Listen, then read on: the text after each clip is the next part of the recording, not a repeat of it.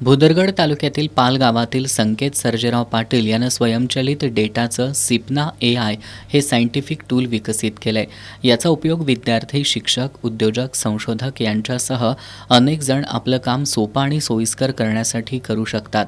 या टूलमुळं मनुष्यबळ, वेळ आणि खर्चाची मोठी बचत होणार असल्याची माहिती संकेत पाटीलनं दिली आहे. जे आताचे डेटा सायंटिस्ट किंवा डेटा अनालिस्ट इंडस्ट्रीमध्ये काम करतात, डेटा इंजिनियर किंवा मी आता कम्प्युटर सायन्स इंजिनिअरिंग स्टुडंट आहे, मला मल्टिपल प्लॅटफॉर्म्स एकाच वेळी यूज करावं लागतात. ॲनालिसिससाठी वेगळा करावं लागतं, व्हिज्युअलायझेशनसाठी वेगळा करावा लागतो किंवा पॉवर BI जे आहे मायक्रोसॉफ्टचं, तिथं डॅशबोर्ड क्रिएट होतात, तो प्लॅटफॉर्म वेगळा आहे, त्यासाठी तो पण यूज करावा लागतो. मग यामुळे स्ट्रेस जास्त वाढतो एम्प्लॉईवरती किंवा स्टुडंट्सवरती. त्यानंतर कंपनीचं पण बजेट वाढतं किंवा एक काम लांबणीवर पडतं जास्त मोठं असल्यामुळे.